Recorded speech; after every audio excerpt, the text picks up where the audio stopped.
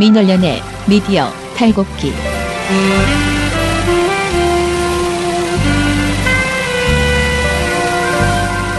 안녕하세요. 민원연의 미디어 탈곡기 49화 시작하겠습니다.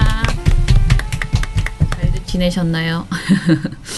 자, 오늘은 인사부터 해야지. 민원연의 김원경 사무처장이고요. 미디어 탈곡기의 이장입니다. 이장이 엄청 힘을 크게 하라 그랬거든. 네, 저는 배나은 활동가고요. 부녀회장입니다. 네, 방앗간 회장 이봉호 활동가입니다. 아니 언제까지? 절대 이 포기할 수 없는 그 이렇게 합치는 거 그걸 뭐라 그러지? 합병? 인수합병. 인수합병을 합시다. 어디야? 아이고 탈곡기도 없는 방앗간이랑 뭐 같이 합니까? 자, 오늘 뭐 할까요? 오늘 우리 금, 토, 일 3일 동안 일어난 일이 많고요. 그래서 오늘 해야 될 게 굉장히 많은데 또 오늘도 뭐가 많이 나올 거 아니야. 오늘 오후에도. 그치? 뭐가 많이 나와요? 그러니까 뭔가 소식이 많아질 거 아니야. 그러니까 지금까지 있었던 건 오늘 시간이 좀 지나도 다 털고 가자고. 다 털고 갑시다. 자, 그러면은 먼저 봉 씨부터 터세요. 만나면 좋은 친구 MBC 문화방송. 제가 지금 풀어드릴 게 좀 몇 개 있는데 내용이 이게 지금 MBC 얘기를 안 할 수가 없습니다. 지난주 목요일 금요일 이어서 이틀에 이어서 MBC가 이걸 뭐라고 표현해야 될지 모르겠는데 쳤다? 어디 누구 변호사에게 그 명예훼손 당하려고. 그럼 취소하고요. 죄송하고요. 변호사도 쳤다는 말도 있다. 뭐라고 최진영 변호사한테 한 수 배워. 그분 얼마나 시각에서는 네, 그러한 의견도 있다. 진짜 일각에서는 술 먹고 기사 쓴다는 그런 말이 있어요? 어쩜? 네. 아니면은 또는 그냥 자유한국당이 와서 기사 쓰는 거 아니야 이런 얘기가 네 심각한데요. 용역 받아서. 네, 용역도 아니지 그냥 와서 쓰는 거지 저희. 어차피 지금 뭐 일심 동체 아니겠습니까? 일단 제가 먼저 얘기해드릴 보도는 14일 나온 보도입니다. 14일 날 무슨 일이 있었느냐? 도종환 문화체육관광부 장관 후보자, 김영춘 해양수산부 장관 후보자, 김부겸 행정자치부 장관 후보자 이 세 사람이 인사청문회가 열렸어요. 이 세 사람이 또 모두 현역 의원들이죠. 네. 그래서 이 세 사람 중에 아무래도 가장 뭐라고 해야 될까요? 관심을 받은 분은 도종환 의원이에요. 그렇죠. 네, 왜냐면은 이제 우리 그 박근혜 씨가 망쳐놓은 문체부 문화체육관광부 후보자기도 하고요. 또 이분이 지명될 때부터 유사역사학 맞아요. 그것 때문에 말이 추종하는 거 많았죠. 아니냐 이런 논란으로 좀 문제가 있었습니다. 일각에서는 도종 환단곡. 네, 환빠라는 말도 그런 있고요. 말까지 네. 일각에서는 네. 그런 말도 있었다. 근데 이게 이제 뭐 청문회 보신 분들은 알겠지만 뭐 환빠 이렇게 뭐 하기는 상당히 어려운 부분이 있다. 아무튼 뭐 주류 역사학에 대한 어떤 그 비판 의지를 가지고 그동안 그런 행태를 해오셨던 것이지 뭐 그 환단고기를 뭐 좋아한다 이런 증거는 지금 없는 지금 상태입니다. 장관 되신 거죠? 지명됐나요? 임명됐나요? 네, 지금 기억이 안 나요. 장관으로 나오는. 그럼 임명이 되셨네요. 네. 아무튼간에 14일 날 그래서 가장 이 청문회에서 여론이 집중적으로 봤던 부분은 아무래도 도종환 의원의 유사역사학 관련 부분이었습니다. 자, MBC가 이날 그래서 보도를 내요. 보도를 내는데 보도 제목이 뭐냐면은 보도 제목에 역사 인식 논란이라고 돼 있어요. 그러면 당연히 유사역사학 관련 내용을 뭐 분석했거나 비판했을 것 같잖아요. 네. 아니에요. 그래요? 제가 풀네임을 보도 제목의 풀네임을 말씀드릴게요. 이번엔 건국 시기 역사 인식 논란 이런 제목이에요. 건국. 네. 자 이게 뭐냐면은 민감한 부분인데. 도종환 후보자의 역사 인식이 논란인데 왜 논란이냐면 1948년 8월 15일이 대한민국 건국절이라는 걸 인정하지 않는다. 도종환이. 그거 인정 안 해야 되는데? 네. 그거 인정하면 유라이트. 네, 그거 네. 인정하면 안 되는데. 네. 그래서 더욱 정상이다 이런 거지. 더 웃긴 거는 저는 도대체 이 논란을 도종환 의원이 건국절을 인정하지 않는다는 걸 누가 논란으로 인지하고 있는지 누가 그렇게 얘기를 했는지 전혀 모르겠는데 MBC는 그래서 논란이 커지고 있다. 문제가 불거지고 있다. 이렇게 보도했어요. 도종환 문화체육장관 후보자의 역사인식 논란이 계속되고 있습니다. 이번에는 도 후보자가 1948년 8월 15일 대한민국 건국일을 인정하지 않는다는 문제가 불거졌습니다. 백연상 기자입니다. 놀랍지 않습니까 정말? 자 이게 뭐예요? 자 건국절 논란은 14일 청문회장 도종환 의원 청문회 전체를 걸쳐서 질의가 나오지도 않았어요. 건국절 논란은. 대박. 아 진짜요? 그 MB가 만들어낸 논란이에요. 자기네가 알아봐도 거의 단독급이지. MBC 단독. 알아봤더니 도종환은 건국절을 인정하지 않아. 아주 자랑스럽게 지금 단독처럼 낸 거예요. 근데 이 보도가 일단 보도의 핵심 주제 어떤 문제의식 자체가 굉장히 우습지 않습니까? 네, 보도 내용은 더 웃깁니다. 환상적이에요. 맨 처음에 무려 2015년 2년 전에 한겨레 파파이스에 출연한 도종환 의원을 먼저 보여줍니다. 여기서 도종환 의원이 그 임시정부부터 시작하는 거예요. 그때 세운 나라를 48년 8월 15일 날 재건하는 거예요. 다시. 도 후보자는 1919년 건국설을 지지하는 겁니다. 그래서 건국절을 상당히 강하게 비판했어요. 도종환 의원이. MBC가 이걸 보여주면서 이거 봐라. 건국절을 인정하지 않아. 그러면서 이런 말도 덧붙입니다. 도 후보자는 건국절을 인정하지 않고 1919년 건국설을 수용하고 있다.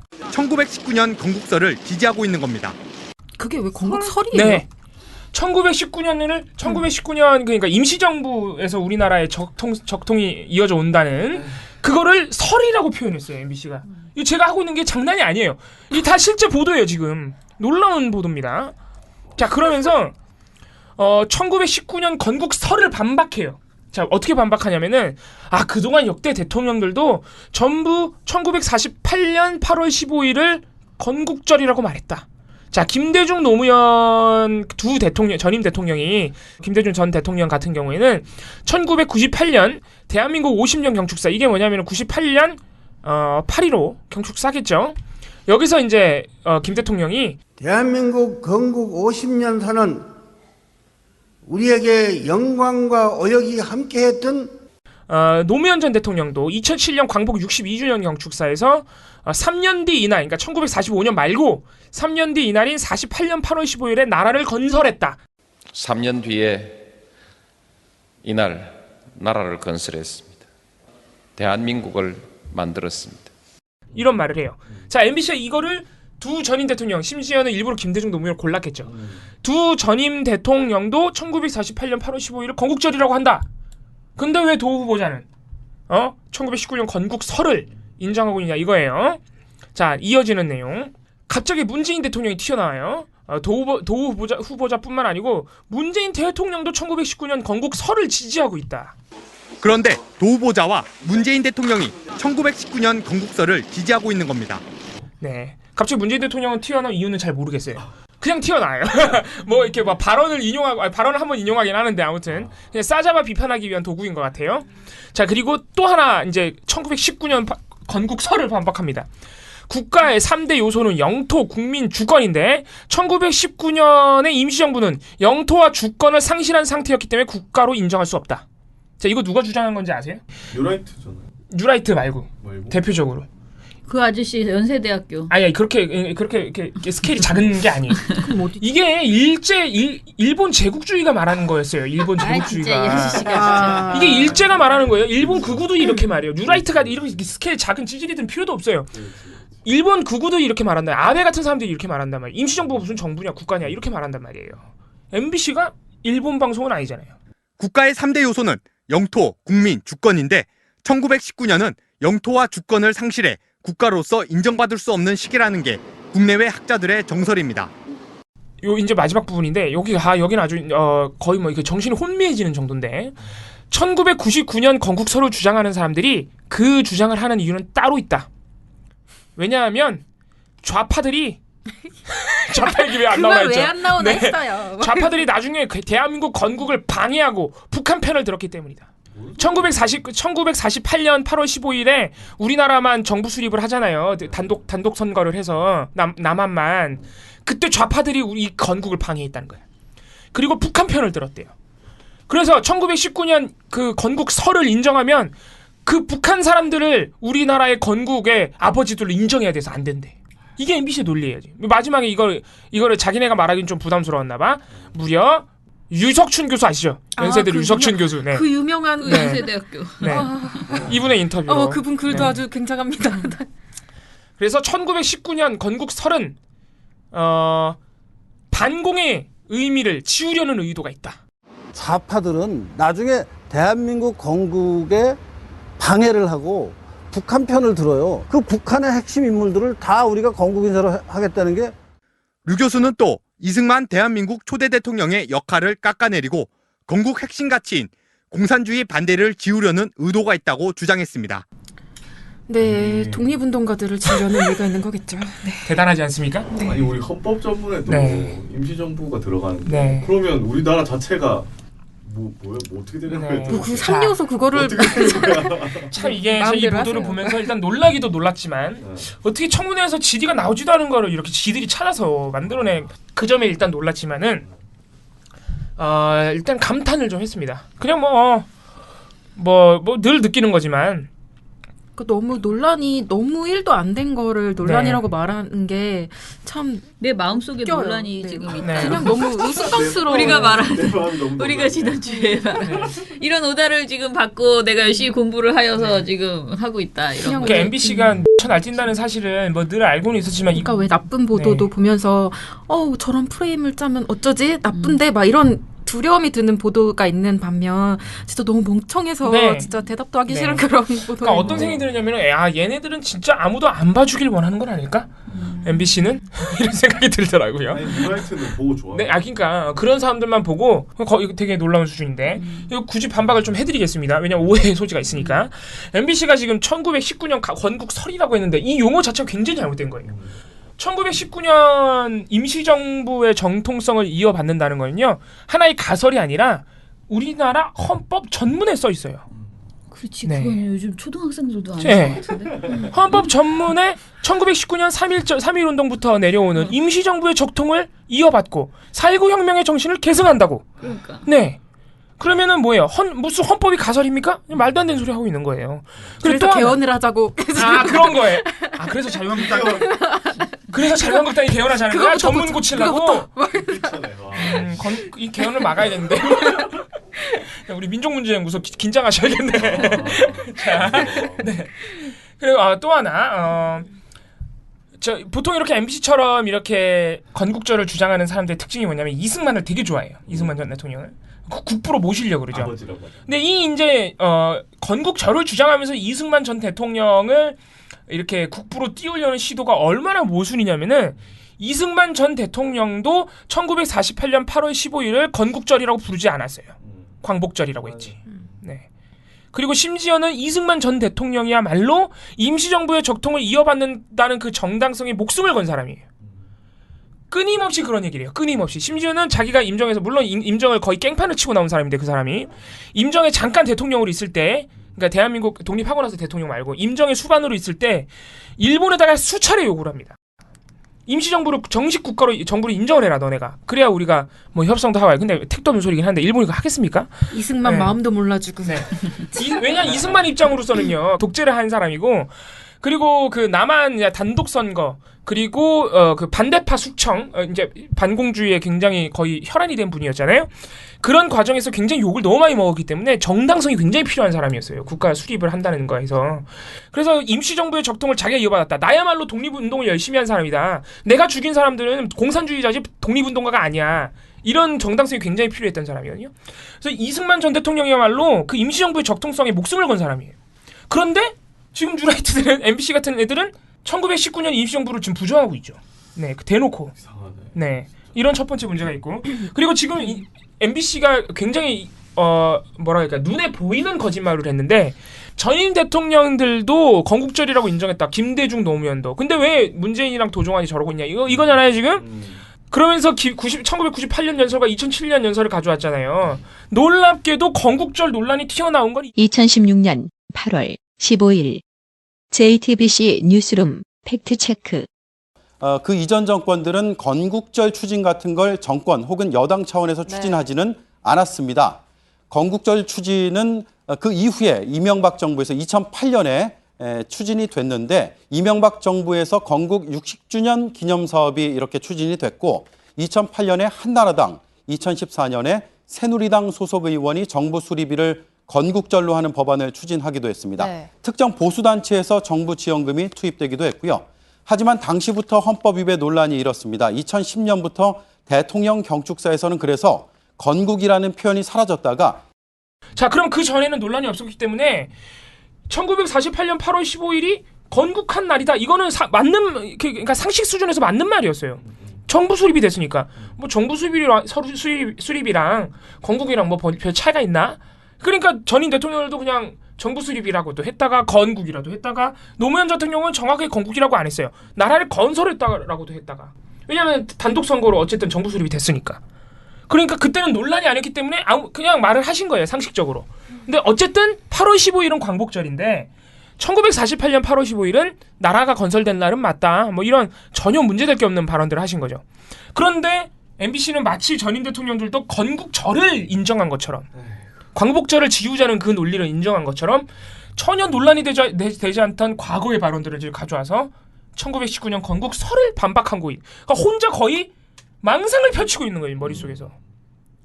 놀라운 보도입니다. 그리고 아까 말씀드렸던 임시정부를 국가로 인정할 수 없다. 1919년에 생긴 임시정부는 국가의 3대 요소 영토, 국민, 주권 중에서 영토와 주권을 잃어버린 상태였기 때문에 국가로 인정할 수 없다.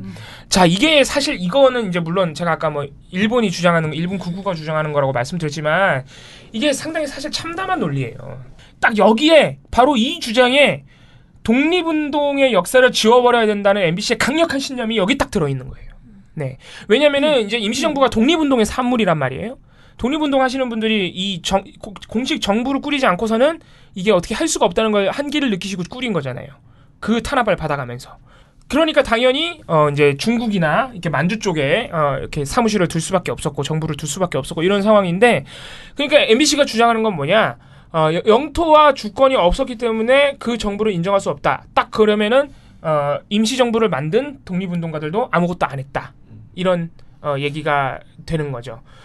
그리고 이게 이제 또 하나 말씀드려야 될 게 마지막에 MBC가 주장하는 이제 반공주의의 뭐 역사가 중요하다. 또 그 좌파들이 뭐 건국을 방해했다. 이런 거는 기본적으로 일단 역사적 사실관계에 대한 왜곡이지만 여기에도 독립운동가들을 없애고 반공주의 투사들이 역사의 주인공이 되어야 된다는 MBC의 어떤 강력한 신념이 들어있죠.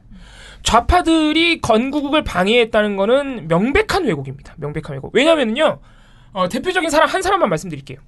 김구 선생님 아시죠? 김구 선생님은 대표적인 우파 민족주의자예요.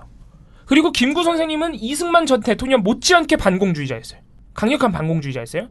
그래서 박헌영 이런 사람들이랑 막 싸우고 그랬단 말이에요. 근데 1948년 4월쯤 되면은 이승만 전 대통령을 위시한 남한 단독 선거를 가지고 나와서 그게 막 여론의 힘을 받아요. 확정이 돼요, 선거일이. 김구 선생님이 거기서 마음이 급해진 거예요. 야, 이거 이러면 안 되는데. 이렇게 우리 남한 단독 선거만 하면 북한도 단독 선거 할 것이고, 그러면 우리가 강대국 미국과 소련의 손에 놀아나서 결국은 우리 민족이 이렇게 반으로 나눠져 버리는 것인데 이러면 안 된다. 그래서 급하게 북한에 가시죠. 김일성 만나고 막 그러잖아요. 그래서 김구 선생님은 강력하게 남한 단독 선거를 막는 운동을 전개하셨어요. 그럼 뭐예요? 김구도 좌파예요, 그럼? MBC 논리대로 하면 김구도 좌파예요. 그러니까 그때 당시에 남한 단독 선거는 많은 사람들이 반대한 거였어요. 민족 통일론자들이. 정확하게 얘기하면 민족 통일론자들이죠. 네. 그러니까 MBC는 그거를 무조건 좌파로 그냥 재단해버리고 있는 거예요. 그래서 이 보도는 상당히 분노를 유발하는 보도였다. 네, 그래서 건국절은 있을 수가 없는 주장입니다. 광복절을 없애고 건국절을 만들자는. 적폐 청산 가운데 가장 중요한 분야 중에 하나가 저는 언론 적폐라고 생각합니다.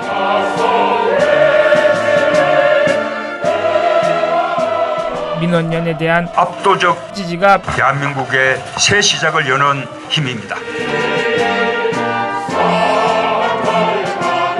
시민 여러분들의 힘으로 언론 교체 꼭 해내겠습니다. 정말 잘해보고 싶습니다. 힘을 모아 주십시오. 민원연의 미디어 탈곡기.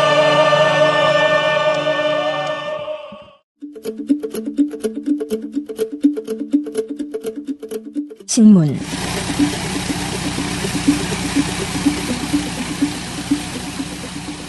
저는 요번에 좀 큰일이 하나 있었죠. 15일 날 서울대병원이 그 백남기 농민 사망 진단서 사망 원인을 외인사로 수정을 네, 했죠. 원래는 드디어 병사로 했죠. 해놨었는데 사실 그분이 쓰러지게 된 그 원인이 다 영상으로까지 남아있고 네. 수많은 목격자들이 있는데도 그리고 심지어 지침까지도 왜 위반해 가면서 그거를 그렇게 병사로 기입한 것이 사실상 정치적 목적 때문이 아니었느냐라는 의혹이 계속 있었는데요. 결국에는 사망하신 지 262일 만에 이제 수정을 하게 된 거죠. 정상화됐습니다. 근데 높게 웃긴 거는 이 타이밍이 감사를 지금 앞두고 있는 네, 상황에서 병원이. 병원 감사를 앞두고 있는 상황에 이렇게 딱 수정이 됐다 이 말이죠. 무서웠겠지.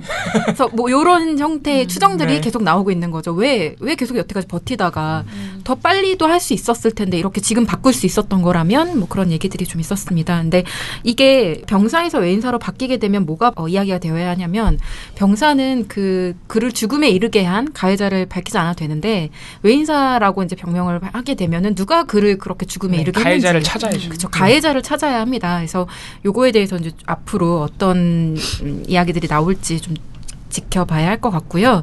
일단은 보도 양상을 말씀드릴게요. 이게 보도 양부터 좀 크게 차이가 납니다. 관련 보도량이 경향신문이 6건이었고 한국일보가 4건, 한겨레가 3건이었는데요. 이 세 매체는 관련 사안을 지면 1면에 모두 배치를 했습니다. 근데 조중동은 모두 딱 한 건씩의 보도만을 내놨는데요. 전부 그냥 사회면, 사건 사고 기사처럼 이렇게 처리를 했어요. 내용에 있어서도 지금 굉장히 심각한데요. 조선일보 보도가 좀 저는 눈에 띄었습니다. 네. 제목이 정권 바뀌자 서울대병원 백남기 사망 원인 병사 화살표 외인사로 수정. 요거예요.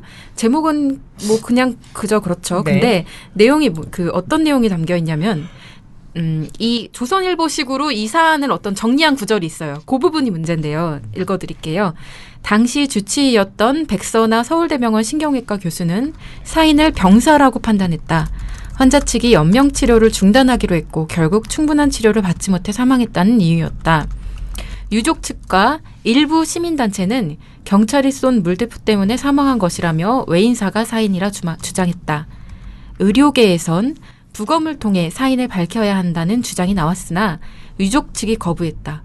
과학적으로 사인을 밝힐 기회가 사라진 것이다. 지금 조선일보는 3가지 주체의 어떤 입장을 정리를 하고 있는 네. 거예요. 처음에는 주치의였던 그 백선아 교수, 또 하나는 유족 측과 시민단체, 그리고 또 하나는 의료계 이렇게 나뉘어져 있는데요.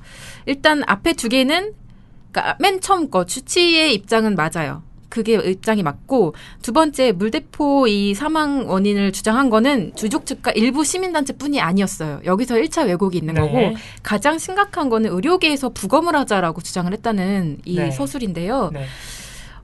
굉장히 사실과 달라요. 왜냐하면 일단 백남기 그 농민 병사 주장 이 진단서, 사망 진단서 관련해서 대한의사협회가 이미 지난해 10월 입장문을 냈어요. 이건 적절하지 않다라고. 네. 왜냐하면 협회가 발간한 진단서 등 작성 교부 지침에 따르면 사망의 종류는 직접적인 사인으로 결정하는 게 아니라 즉 그 사람이 오래 합병증으로 누워있다가 최종 합병증으로 사망을 하더라도 그 최종 합병증을 이유로 병사 이렇게 기재하는 게 아니라 그 사람이 그렇게 쓰러지게 된 원인을 근본적인 원인. 근본 원인을 그 선행 사인으로 결정을 해야 되는 상식이에요, 것인데 상식. 그죠? 예.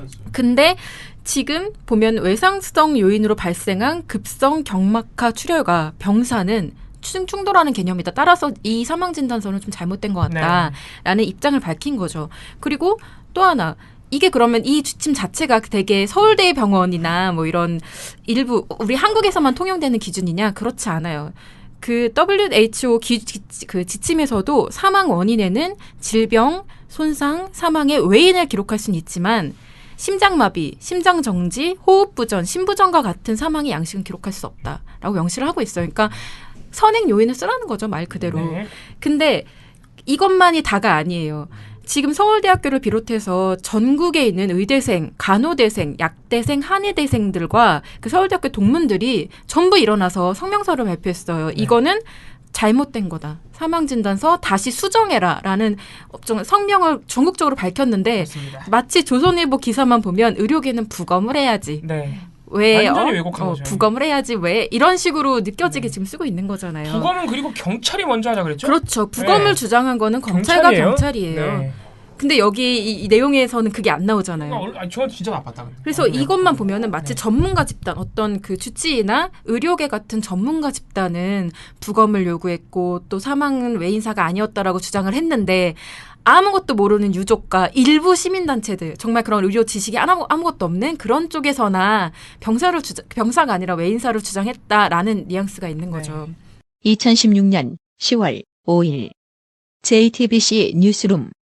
그런데 결국 이런 서울대병원의 태도에 전국의 의대생들과 의사들이 서울대병원이 나서서 오류를 수정하라고 압박하고 나섰습니다. 이런 모습에 전국 15개 대학 의대생 1,100여 명이 성명을 냈습니다. 외압과 회유에도 직업적 양심을 지켜야 한다는 내용으로 상당수 의대생들이 이번 사건의 핵심은 외압 의혹이라고 생각하는 겁니다. 또 대한전공의협의회 기동훈 회장도 자신의 SNS에 주치의 철학이나 특수 상황에 대한 진정성 같은 소리는 비겁한 변명이라고 서울대병원 측 발표를 정면 비판했습니다. 이런 가운데 대한의사협회도 오늘 백 씨의 선행 사인이 급성 경막하 출혈인데 사망의 종류를 병사로 한 것은 오류라는 공식 입장을 발표했습니다. 또 하나는 과학적으로 사인을 밝힐 기회가 사라진 것 이렇게 말하면서 부검을 하지 않았기 때문에 뭐 다 없어졌다 이렇게 얘기를 하고 있는데요. 이미 다 밝혀졌어요. 네, 진짜 이런 진단서가 발부가 되는 나라에서 상식적으로 유족한테 부검을 통해서 과학적인 사인이 밝혀질 거라고 믿음을 가질 수 있나요, 유족이? 그러니까. 전혀 이거는 하겠니? 이렇게 당시 유족인 굉장히 상식적이고 합리적인 판단을 했다고밖에 말씀드릴 수 없는데 지금 조선일보는 이 상황에서조차 유족 탓을 하고 뭐가 밝혀지지 않은 것들은 다 유족 때문이었다라는 식으로 얘기를 하고 있는 것이죠. 역시 일관적이에요. 네, 그래서 참 안타깝다. 네, 이렇게 말씀드리고 싶습니다. 머리가 나름 좋은 것 같아. 기억력이 그래도. 과거에 그때 했던 말들을 똑같이 일관적으로 일관성은 똑같이 있죠. 하잖아요. MBC처럼 누가 딴 사람이 와서 써주는 거 하진 않아요. 네, 맞아요. 역시 교과서를 잘 만드는 그 외국 교과서를 잘 만드는 업체. 네, 자세히 읽어보면 굉장히 이상하지만. 아니 그래도 그 논리로 이제 쭉 그 종편에서 또 털고 있을 겁니다. 지금 그 전 내용을 가지고. 자 하시죠. 방송 끝난 거예요 신문은? 네. 방송도요. 백남기 농민 관련해서 심각해요. 어제 심각해. 보고서를 봉우 씨가 주말에 썼거든요.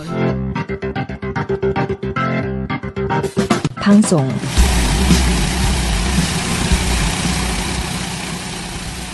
15일날 서울대병원이 사인을 바꿨고 16일날 경찰이 바로 사과를 해요. 그러니까 진작부터 좀 하지 이게 뭐하는.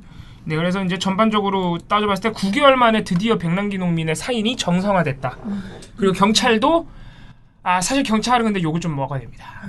이미 욕을 많이 먹었지만은 이게 공식 사과라고 했는데 네, 욕을 더 먹어야 돼요. 공식 사과라고 했는데 사과만을 위해서 따로 기자회견을 한 거 아니에요.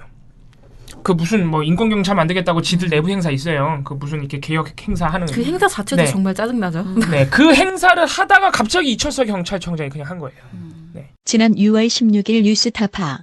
그간 민주화 과정에서 경찰에 의해 유명을 달리하신 박종철님, 이한열님 등 희생자분들과 특히 2015년 민중총궐기 집회 시위 과정에서 유명을 달리하신 고 백남기 농민님과 유가족분들께 깊은 애도와 함께 진심 어린 사과의 말씀을 드립니다. 감사합니다. 그리고 유족한테 말도 안 했어요. 유족한테 정말 진정으로 미안하면은 사실 기자회견 같은 형식이 아니라 유족한테 먼저 가야죠, 비공개로. 그래야 그게 사과죠. 우리 유족들 기사 보고 알았대요, 사과한지. 제정신이 아닙니다. 네. 그리고 살수차를 빼겠다 그랬는데 완전히 뺀다고 한 거 아니에요. 많은 분들이 오해를 하고 계실 것 같은데 완전히 빼는 게 아니라 예외의 경우를 뒀어요. 예외의 경우를 둬서 뭐 위험한 물건으로 뭐 집기를 부수면은 쓰겠다. 그 위험한 물건이 뭔데 도대체? 제가 예를 들어서 박근혜 정부의 경찰들은 시민이 마스크만 써도 때려잡으려고 그랬죠. 그러니까 이게 너무 자의적인 거예요. 그러니까 언제 또 경찰이 살수차를 가지고 나올지 몰라요. 그렇게 예외 경우를 둬버리면. 그리고 직사살수하고 최루액 혼합살수 끝까지 고수했습니다. 그거 금지하라고 계속 말이 나오는데 그거는 계속 유지를 하고 있단 말이죠. 그러니까 너네가 위험하게 굴면 언제든지 우린 나와서 다시 살인물대포 쏠 거야. 요런 게 전제되어 있다고 봐도 무방한 그런 그냥 말만 사수차 뺄게요라고 한 겁니다. 굉장히 핵심적인 내용들은 지금 다 철회를 안 한 거예요. 그러니까 어쨌든 간에 그런 반쪽짜리 사과, 반의 반쪽짜리 사과만 이루어진 상황이라서 많이 비판이 있었고 여러분들이 더 비판을 하셔야 되고 유족들은 공식적으로 이 사과를 수용하기를 거부했습니다. 네, 그런 상황인데 이날 이제 방송사들이 되는데 사실 저는 서울대병원 15일 서울대병원이 사인 바꿨을 때도 사실 보도가 썩 마음에 들진 않았어요. 근데 저렇게 조선일보처럼 노골적이진 않았고 다들 대충 그냥 한 건으로 그냥 후리고 가는 거예요. 근데 뭐 특별한 왜곡이 없었기 때문에 쌍스럽네요 표현이. 네, 그냥 이렇게 대충 그 단순 전달하는 보도 있잖아요. 대충 이렇게 그냥 그 스트레이트 쓰듯이 후리고 이렇게 가길래 참 마음에 안 들지만 고급진 좀 표현했어.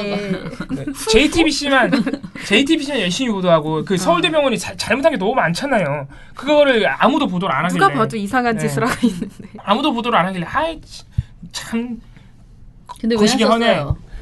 거시기 하네. 그래서 15일날 MBC가 난리 쳤잖아. 그래서 그러고 말았는데 16일 보도를 보니까 이게 또 이제 방송사들이 장난을 치기 시작하는 거죠. 그래서 가장 대표적인 방송사가 MBC도 있긴 한데 아까 MBC 얘기 많이 했으니까 넘어가겠습니다. MBC랑 TV조선이랑 채널A가 가장 심각한 왜곡을 범했는데 TV조선은 제가 아까 말씀드린 경찰의 반쪽짜리 살수차 철회 있죠.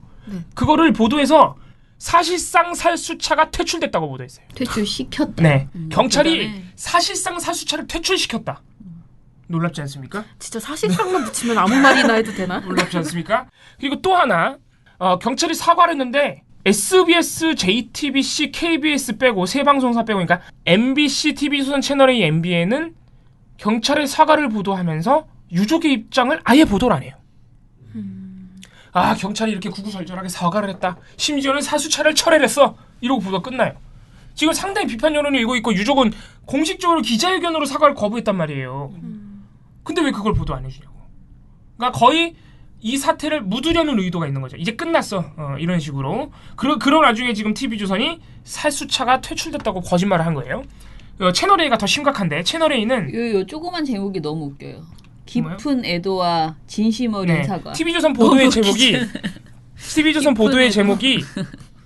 깊은 애도와 진심 어린 사과예요. 눈물 난다. 나 마음이 움직일 뻔했어. 눈물 난다 정말. 자, 채널A는 보도 제목부터 약간 싸나워요. 사과 못한다더니 이 제목이. 그러니까 사과 못한다더니 왜 사과했니? 그래서 경찰 비판하는 거 같죠? 아니야. 왜 문재인 정부 눈치를 보니 이거예요. 진짜요? 이 보도가 그래요. 보도가 화가 나긴 났네요. 화가 나긴 나는데 완전 핀트가 반대쪽이죠. 완전 핀트가 새 정부의 눈치를 보는 것 아니냐는 지적. 문재인 정부가 검경 수사권 조정을 전제 조건으로 인권 경찰 구현을 요구했기 때문에 눈치를 본다. 경찰서장이 경찰개혁위원회 발족식 행사에서 이렇게 갑작스런 입장 발표를 한 데 대해 새 정부의 눈치를 본 것 아니냐는 지적이 나옵니다. 특히 문재인 정부가 검경 수사권 조정의 전제 조건으로 인권 경찰 구현을 요구한 점도 경찰의 입장 변화에 영향을 준 걸로 보입니다. 채널A 뉴스 조현선입니다. 경찰이 문재인 정부 눈치를 본다. 제발 하라고 좀. 인권 무시하는 경찰이 되는데. 이거 정말 놀라운 게 이거 정말 그러니까 사실 이런 식으로 보도를 내는 언론이 더 있을까 저는 잘 모르겠는데 이게 굉장히 잘못된 보도, 그러니까 프레임을 완전히 바꿔버리는 거죠. 지금 경찰이 욕먹는 이유 중에 하나는 박근혜 정부에 부역했기 때문이에요. 그잖아요. 강신명 청장 같은 사람은 유족한테 사과하라 그랬더니 사람 죽었다고 무조건 사과하니? 이랬던 사람이란 말이에요. 서울대병원도 지금 의혹이 많이 있는데 뭐 그 사망진단서 쓰는 전공의가 막 갑자기 잠적하고 그랬어요. 작년 10월에. 맞아요. 그리고 서창석 서울대병원장이 외압을 넣었다는 의혹이 있죠. 그거 막 몇 가지 증거도 나오고 그랬어요. 작년만 해도. 그리고 백선아 이분 자기가 수술 안 해도 되는데 멀쩡히 그때 당직 쓰는 수술하는 분 있었는데 등산하다 말고 등산복 입고 뛰쳐나와가지고 새벽에 억지로 자기가 수술한 거 아시죠? 이게 지금 의혹이 너무 많아서 서울대병원이 또 서창석 병원장이 503 저거였잖아요. 주치의였잖아요. 그런 의혹들이 겹쳐 있어가지고 서울대병원하고 경찰이 짬짬이해서 박근혜한테 부역했다. 이게 지금 핵심이에요. 핵심. 그랬던 경찰이 정권이 바뀌니까 굳이 말을 하자면 정상인 코스프레를 하는 거죠. 굳이 말을 하자면. 그잖아요. 정상화된 거예요. 정상화. 사과를 하는 게. 고작 그 절반의 사과밖에 안 되지만. 근데 지금 채널A가 박근혜 눈치를 본 경찰을 어떻게 바꿔버렸냐면은 문재인 눈치를 보는 경찰을 바꿔버린 거예요. 대단한 거예요, 정말. 이거는 의도적으로 이런 프레임을 낸다고밖에 볼 수가 없는 굉장히 심각한 보도죠. 네. 그래서 요 정도는 꼭 말씀을 드리고 넘어갈 거예요. SBS, JTBC가 그나마 제정신이다. 그래서 유족 입장도 다 보도하고 또 둘이 입을 모아서 또 경찰을 비판하고 아무튼 그렇게 했습니다. 네. 여기까지 하겠습니다. 네. 살아도 인간답게 살고 싶다. 언론이 보도에 대해 당당해야 합니다. 노동이 당당한 나라. 당당한 언론, 민언론과 함께 거침없는 개혁으로 바꿔서 언론이 정의롭고 평등한 대한민국 꼭 만들겠습니다.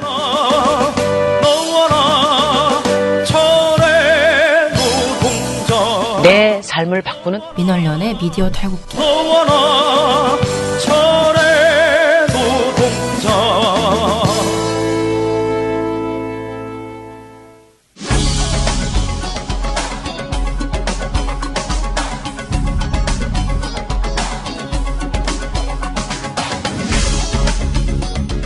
신문 이야기 돌직구쇼에 오신 여러분 반갑습니다. 저는 신문 읽어주는 남자 김지희입니다. 똑같은 돌직구쇼. 도대체 몇 번째야 지금. 아주 지겨워서 더 이상 말하고 싶지도 않은 이 돌직구쇼. 그건데 이게 계속 제보가 들어와서 우리가 안 할 수도 없고 네. 그리고 실제로 우리가 해보면 또 이렇게 새록새록 뭔가가 떠올라서 그냥 하고 있습니다. 저도 간단하게 하면 돌직구쇼에서 이제 그 강경화 후보자에 대해서 강경화 이제 장관이네요. 강경화 그 장관에 대해서 너무 비판을 많이 한다라는 제보가 이제 네. 해도 너무하네 이런 제보들이 이제 들어와서 확인을 했거든요. 근데 사실은 다른 내용들은 늘 하던 그 강경화 후보자에 대해서 하는 그러니까 자꾸 왜 후보자라 그러지? 하도 오래 후보자로 장관. 있어가지고 네. 강경화 장관에 28일 만에 임명이 되셨습니다. 강경화 장관에 대해서 하는 상투적인 다른 언론에서 하는 말들을 거의 다 그냥 종합판으로 이렇게 했더라고요. 예를 들면은 과거 청문회 단골 답변이 강경화 후보자한테서 다 나왔다. 이런 비아냥거림을 이제 김진 씨가 하는 거예요. 과거 청문회 때 주요 단골 답변이 기억이 나지 않습니다. 제가 한 것은 아닙니다만 저도 잘 모르겠습니다. 인데 오랜만에 그 단골 답변이 어제 강 후보자에 대해서 다 나왔단 말이에요. 이런 거 그런 얘기를 계속 한다거나 그다음에 이제 제일 많이 우리가 지적했던 건 사드 아니면 뭘로 대체할지 왜 답변을 못 하느냐라면서 비판을 했잖아요. 그 강경화 장관에게. 근데 이 내용을 사실 이 질문 자체가 말도 안 되는 질문이거든요. 그러니까 원유철 의원의 질문이 내가 시진핑이라고 가정하고 나를 설득해라. 제가 시진핑 주석이라고 가정하고 대한민국의 외교부 장관으로서 중국의 사드 법에 부당하다 하지 마라라는 설득을 좀 해보시죠. 이렇게 얘기했는데 외모는 좀 닮으신 것 같기도 하고. 진짜 이게 현실인가 싶었습니다. 강경화 장관이 부당한 제재임을 설명하고 중단을 촉구하는 가운데 중국의 우려가 무엇인지 파악해보겠다 이렇게 말을 했는데 그러면 당신은 지금 사드 문제를 이해를 못하고 있는 것이다. 사드가 없다면 북한의 미사일을 뭘로 대체할 수 있는 것이냐. 그걸 얘기해라 라고 계속 외교부 장관한테 얘기를 하는 거예요. 외교부 장관 후보자한테 왜 국방부 장관에게 물어봐야 돼. 내용을 물어보냐고. 그러면 그런 논의를 본격적으로 할 거면 정말로 북미사일과 핵과 미사일을 사드로 막을 수 있는 것인지 그런 본격적으로 얘기할 시간을 주던가. 이거는 완전 말도 안 되는 질문을 딴판에 와가지고 하고 있는 거잖아요. 근데 강경화 후보자가 당연히 제가 보기에는 알고 몰라고 떠나서 여기 말리면 안 돼. 이런 말 같지도 않은 소리에는. 그렇죠. 그러니까 이제 침묵하고 이렇게 대충 지나갔나 봐요. 네, 웃었어요. 웃기잖아요. 질문이. 웃음을 참았죠, 정확히는. 화면이 어떻게 됐냐면은 딱 강경화 후보자가 말을 잊지 못하고 이러고 있는 상황에서 그치면서 뭐라고 했냐면 이제 자막을 대답을 못했다, 말을 잊지 못했다라고 이렇게만 나와요. 점점점 이렇게. 근데 그래놓고 이 사람의 말이 문제가 있다라는 제가 한 것 같은 이런 말은 당연히 없죠. 그러고서 하는 말이 외교부 장관으로서 자격이 안 된다. 외교부 장관으로서 핵 문제를 어떻게 핵 문제에 대한 해결책을 제시하지 못했다. 그거를 계속 우기는 거야. 김병민 씨나 기타 등등 막 이 수준 낮은 얘기들을 막 합니다. 게다가 이분이 강경화 장관이 이때 북핵 문제에 대해서 얘기를 안 한 게 아니고 북핵 문제에 대해서 답변을 한 거예요, 충분히. 근데 이런 내용은 신문이랑 그러니까 이 답변에서만 안 한 거지. 전체적으로 총괄 그날의 청문회를 봤을 땐 충분히 얘기를 했는데 자기 나름 외교부 장관으로서의 그거를 이렇게 말을 했더라고요. 북핵 문제를 추진함에 있어서 제재와 압박, 대화 등 있는 카드를 모두 사용해야 될 것 같다. 그다음에 한미동맹이 수반돼야 한다. 다만 해제하는 과정에서 그러니까 북한 저기를 해제하는 과정에서 국제적 환경이 많이 변화한 부분이 있다. 안보리 제재가 있고 긴밀한 공조와의 주변 국가 논의를 통해서 국제사회의 지지를 받는 방향으로 해결해 나가야 한다. 그렇게 얘기를 했어요. 북핵 문제 해결책을. 근데 이런 것들을 하나도 당연히 설명해 주지 않고 아무것도 이 사람이 말 못하고 점점점만 했다. 거의 완전히 강경화 장관이 네. 바보같이 행동했다라는 식으로만 얘기를 하면서 이제 비판을 해요. 그리고 이게 이제 방송에서 쓸 수 있는 왜곡 방식 예. 중 하나예요. 신문은 못하는 게 그 장면만 갖다 쓰는 거예요. 말 안 하고 있는 장면만. 그러니까. 네. 그다음에 이제 정성희 논설위원은 자기도 그런 답변 할 수 있겠다. 어저께 나오는 답변 하나하나가 사실 저도 얘기할 수 있는 수준이었거든요. 나 이렇게 잘 그래. 가서 네가 장관해. 알겠습니다. 잘난 척을 했습니다. 그런 다음에 야욕을 드러낸 거예요? 조금 드러냈네 요만큼 이렇게. 문재인 대통령이 왜 재속 장관을 이렇게 강행하려고 하느냐 하면서 막 비판하는 내용으로 이제 마무리가 돼요. 근데 이 지금까지 제가 말한 거는 뒷부분의 보고서의 뒷부분이고 제가 제일 앞으로 뺀 것은 제일 황당해서 맨 앞으로 뺀 건 뭐냐면은 강경화 장관에 대해서 김진 씨가 굉장히 이제 막장 진행을 막 한단 말이에요. 그러니까 김지혜 씨가 참다 우리의 그 굉장히 못하는 진보 농객 네. 김지혜 씨께서 아우 진보 농객이라고 또 하기가 참 말하기 참 힘든 이분이 뭐라고 했냐면요. 거기서 막아준답시고 또 이제 강 후보자 같은 경우에는 참 그 청문회에서 보여준 매너 이런 거에서는 외교관으로서의 그런 매너 굉장히 좋게 보이고 같은 여성으로 볼 때는 셀럽인 거죠. 이런 말을 왜 해? 여성으로서 셀럽은 뭐야? 그랬더니 진짜 아무 말이다 이건. 그랬더니 김진 씨가 그래도 여성으로서 셀럽인 거죠. 그러면 그냥 지나가면 되잖아. 근데 김진이 같은 여성으로 볼 때는 셀럽인 거죠. 예, 네. 셀러브리티에 불과하다 그냥. 야, 할 말 없다. 할 말 없어. 그랬더니 김지혜 씨가 불가하다기보다는 굉장히 워너비 모델입니다라고 얘기를 했어요. 그랬는데 어찌됐든 계속 셀러브리티 이렇게. 야, 이거는 거의 넘어가는 거야. 그거다. 개그 콘서트 그런 거 같아요. 개그 코너 같아. 맞아. 갑자기 예전에 그런 방송 있었잖아요. 유민상? 유민상 씨. 유민상 씨가 민상토론. 개그맨 유민상 씨가 이런 식으로 개그 짜요. 이런 식으로. 원래 그 방송이 종편 보고 만들었다고 그런 얘기 있었어요. 오, 재법일세? 법인세? 그러니까 지금 재벌들이 세금 특혜를 받고 있다 이 얘기입니까? 덥네. 더 내? 세금을 더 내라. 아니 잠깐만, 지금 중요한 게 증여. 재벌 그룹의 편법 증여가 더 문제다. 예? 진짜 내가 물린다. 물려? 기업을 지금 자식에게 물려주는 셋은 말씀하시는 겁니까? 야, 진짜 대단하다는 거야. 네, 아무튼 그런 웃기는 얘기가 있었습니다. 그래서 제가 이걸 제일 앞으로 뺐어요. 셀러브리티에 불과한. 캡콘 저리 가라네. 그다음에 또 하나 재미있었던 것은 그러니까 우리가 지금 보고서를 두 사람이 지금 내고 있는데 한 사람은 거의 그 도직구쇼 전용 보고서만 내고 있고 그거 어떻게 표현하냐 진짜. 한 사람은 이것저것 다른 것들을 이제 지금 하고 있는데 그 중에서 제목이 궁예놀이에 재미 붙인 채널 A예요. 그래서 제가 이 제목만 보고 저한테 처음에 이걸로 써보겠다고 해서 도대체 어떻게 궁예놀이를 했을까 그랬더니 알고 보니 관심법이었어요. 근데 이제 관심법은 하도 종편에서 많이 나와서 사실은 더 말할 것도 없지만 이번에는 박 전 대통령, 그러니까 박근혜 씨가 재판 도중에 쓴 낙서, 웃음 이런 것들이 도대체 이유가 뭘까를 너무나 자세히 얘기를 해요. 그게 왜 궁금하냐? 근데 정말 재밌어요. 근데 나는 이 사람이 왜 웃었을까?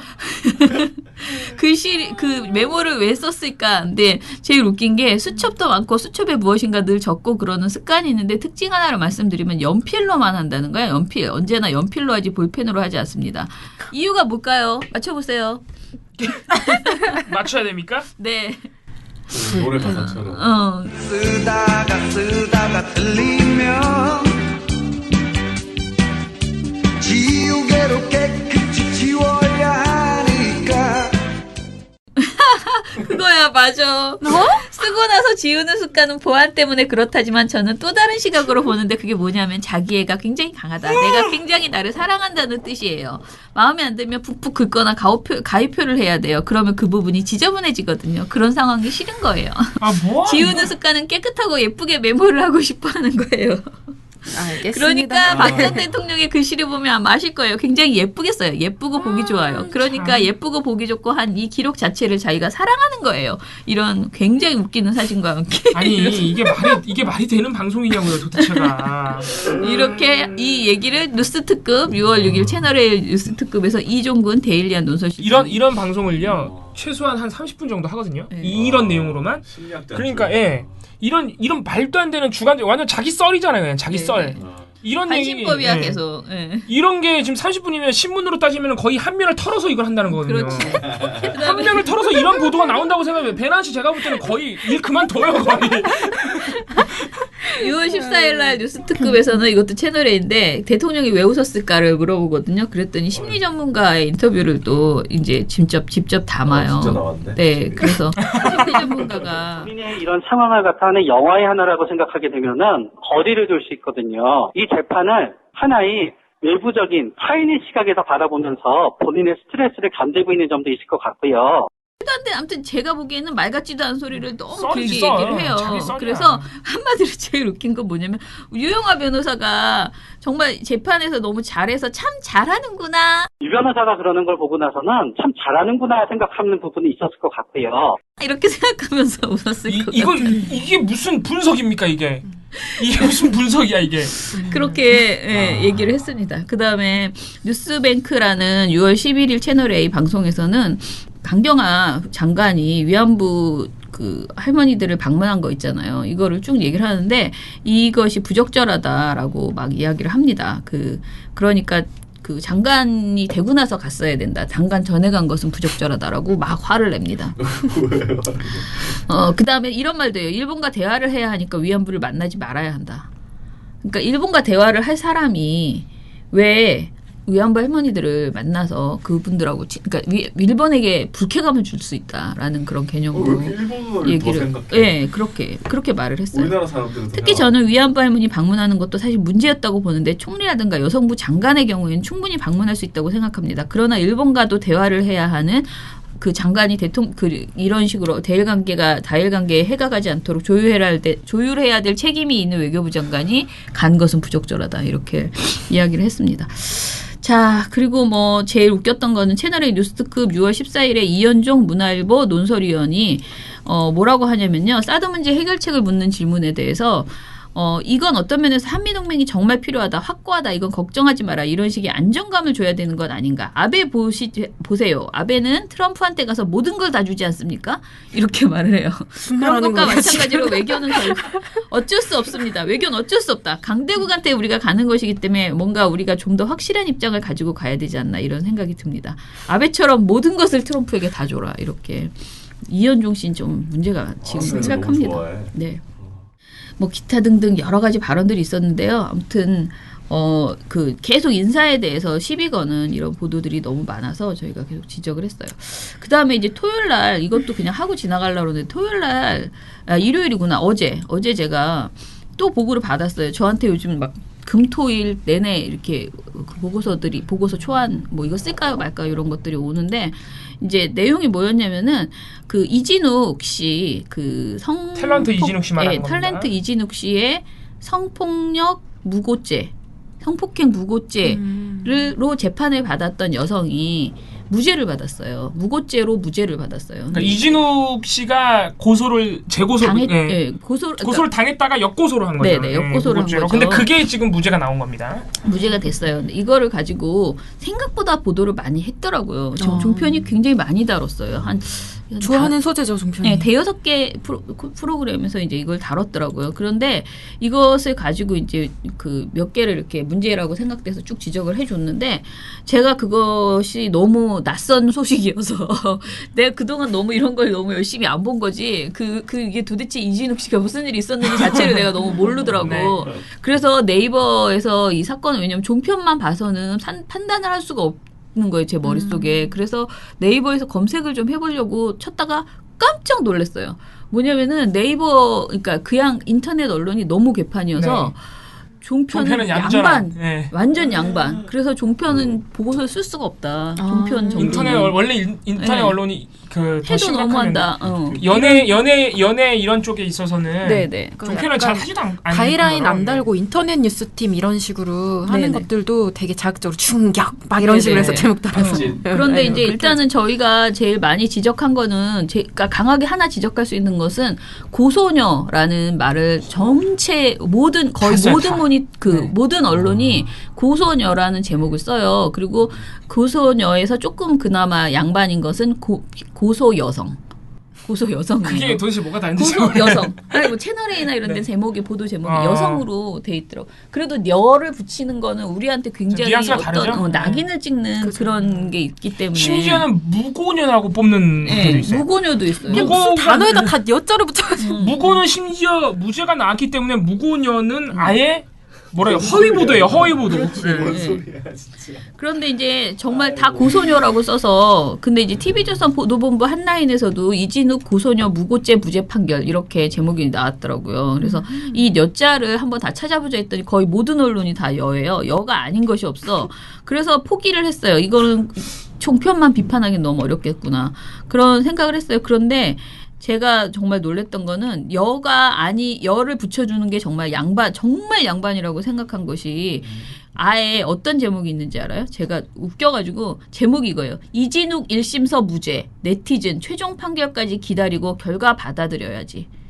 이진욱이 1심서 무죄를 받았다는 거야. 그러니까 여기서 고소녀가 1심서 무죄라고 써야 되잖아. 근데 이진욱 1심서 무죄. 이거 오보 아니에요, 그럼? 오보 아니에요? 기사 내용은 제대로야. 근데 제목을 이렇게 뽑은 거예요. 그러면 이거는 기사 쓴 분이 잘못 알았네. 그죠? 잘못한 거예요. 이진욱이 1심서 무죄. 제목 죽이다가 그런 참사가 난 건 아닐까요? 뭐 고소녀를 줄였거나 그랬겠지.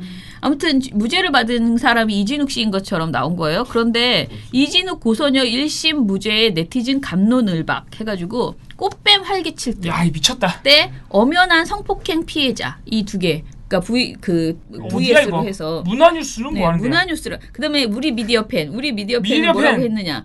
네티즌 이미지 여긴 그나마 양반이야. 양반이네 진짜. 이진우 고소녀 A씨 무죄 선고. 네티즌 이미지 예전처럼 안 보인다와 또 하나는 무섭다 무서워요. 무섭다 무서워는 뭐냐? 여자가 무섭다 무서워 이런 거예요. 그러니까 이미지 예전처럼 안 보인다는요. 이진욱 씨를 욕하는 거고 무섭다 무서워는 이제 여자들이 그렇다라는 거죠. 이런 그 두 개의 제목을 꽃뱀이라는 단어를 언론이 막 써도 돼요? 그러게요. 제목에 꽃뱀 활개칠 뜻은 너무했죠. 문화뉴스. 예. 그 다음에 제일 웃겼던 것도 뭐냐면은 이진욱 과거 청문회 당한 적 있다? 인생 중 가장 큰 위기는 언제? 라는 보도가 있었어요. 뭐야 이건? 근데 이게 이 날이거든요. 재판 날. 그래서 이게 혹시 예전 보도인가 하고 보니까 날짜가 재판 날이야. 그런데 첫 번째 리드문이 뭐냐면은 이진욱 고소녀가 무고 혐의에 대해 무죄를 선고받은 가운데 이진욱 씨가 학창 시절 에피소드에 대해 언급한 것이 다시 주목을 받고 있다. 이거 저거네. 어뷰징이네. 이렇게 썼어. 낚였네. 어뷰징이네 이거. 근데 그 밑에 내용이 뭐냐? 그가 예전에 예능 프로그램에서 초등학교 때 고무줄 끊기를 하다가 청문회 여자애들한테 불려가서 청문회를 당한 적이 있다라고 말했다는 거예요. 그 말을 여기다가 그냥 집어넣어가지고 뒤에 섞어서 이렇게 어뷰징도 아닌 것이 이진욱 아무 말. 네네. 아무 말 대잔치지. 아무 말 대잔치. 근데 우리가 종편에서 그러면 이런 식의 보도들인데 이게 있잖아요. 보도를 자세히 열어보면 진짜 입으로 옮기면 안 될 수준의 굉장히 이상한 내용들이 되게 많더라고요. 그러니까 이분이 꽃뱀이라는 식의 보도 내용이 굉장히 많아요. 저는 이거를 보고서를 쓰는 것이 부적절하다는 생각이 우리가 오히려 더 알리는 결과가 들었어요. 근데 이 상태를 보니까 써야 될 것 같아요. 그런데 그럼 종편에서 한 것에 대해서 한번 어떻게 얘기했는지 한번 볼게요. 일단은 김미선 씨라고 보도본부 한라인의 그 여자 진행자 그분은 뭐라고 하냐면은 그 여성에 대해서 너무 자세히 얘기해줘요. 그런데 이제 이것이 성폭력 피해자의 신원 정보를 노출한 것 아니냐라는 이제 문제를 제기할 수 있잖아요. 그런데 이것도 너무 많이 노출돼 있어요. 이미 언론에 되게 다 제목이 원래 그렇게 보도를 하면 안 되는데 근데 신원 정보를. 네. 그 다음에 김영호 앵커가 아침엔 매일경제에서 노영희 변호사랑 이거를 질문을 주고 받는데요. 저도 이걸 확인해 보니까 너무 웃는 거예요. 무슨 이런 판결이 나왔나요? 이게 무슨 뜻인가요? 이렇게 물었더니 노영희 변호사란 분이 무슨 황희정선 판결 같지 않습니까? 이러면서 웃어요. 그랬더니 김영호 앵커도 막 웃으면서 이게 현명한 판결인가요? 라고 웃어요. 근데 이게 정말 웃을 일이 아니잖아요. 타인에게는 그렇죠. 한 굉장히 인생이 걸려있는 네네. 양쪽에게 나는 다 이거 네, 되게 진지한 굉장히, 내용이라고 네. 생각하는데 자꾸 낄낄거리면서 웃으면서 또 얘기를 하는 거예요. 그다음에 이제 정성희 논설위원은 신문 이야기 이거는 뭐 안 나온 데가 없어. 신문 이야기 돌직구 쇼에서 뭐라고 하냐면 이진욱 씨가 유명한 탤런트 아니겠습니까? 탤런트를 처음 만난 탤런트가 왔으니까 일반 사람들이 호기심이 있고 사귄다고 또 기대할 수도 있고 그렇기 때문에 아마 방심하면서 관계를 잘 맺어보려고 문을 열어줄 수도 있었을 텐데 그런데 바로 그런 성관계가 있었으니까 자기도 스스로 굉장히 혼란스럽고 수치스러웠을 거예요. 그래요. 전반적으로는 이 판결이 잘 나왔다는 의도예요. 정성희 씨도 이제 여자분이고 그러다 보니 이게 충분히 잘 나온 판결이다를 얘기하는데 주책 없이 이런 얘기를 막 하는 거야. 그러니까 이건 지 입장이지 그 여자 입장이 아니잖아요. 이 여성이 이진욱 씨랑 사귀어보고 싶은 그런 마음 때문에 여기 이렇게 관계를 잘 맺어보려고 뭐 기대를 사귄다고 또 기대를 할 수도 있으니까 이런 식의 말들. 그 다음에 이제 또 다른 분은 뭐라 그러냐면 채널A 이슈투데이에서 박상희 샤론 정신건강연구소장이라는 분이 처음 들어봤어. 샤론 정신건강연구소장.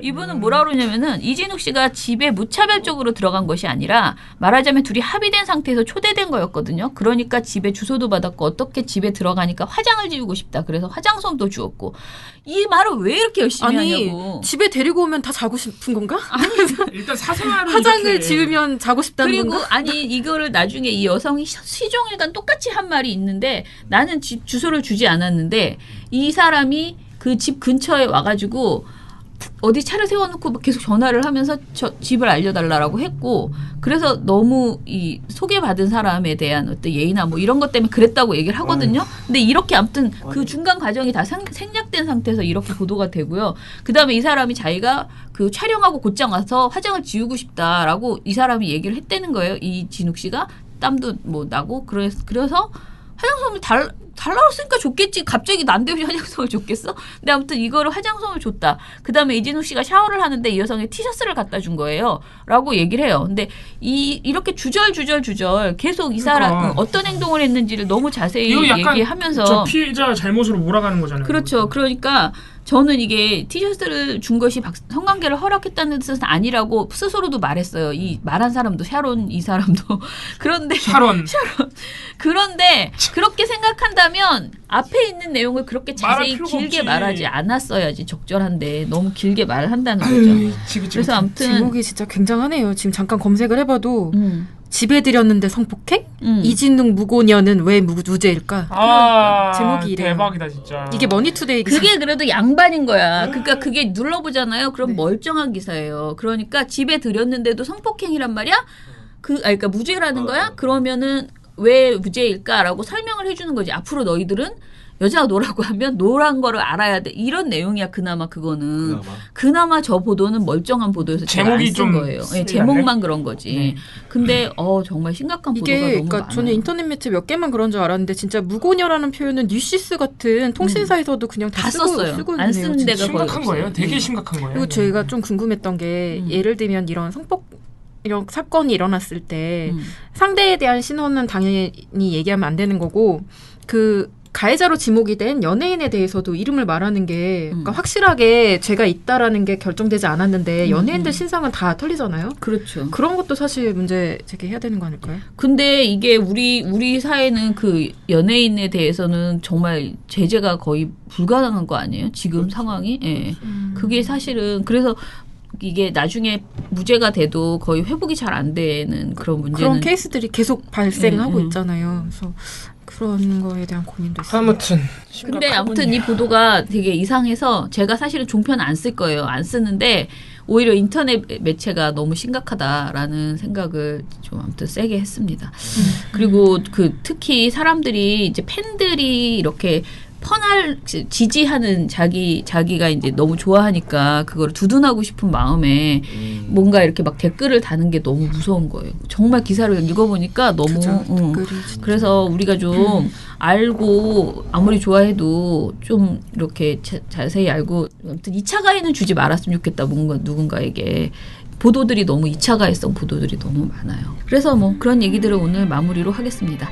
자, 그럼 마무리합시다. 민원연 내일도 열심히 잘 해보겠습니다. 민원연의 미디어 탈곡기는 내일도 열심히 털어드리겠습니다. 탈탈탈. 안녕.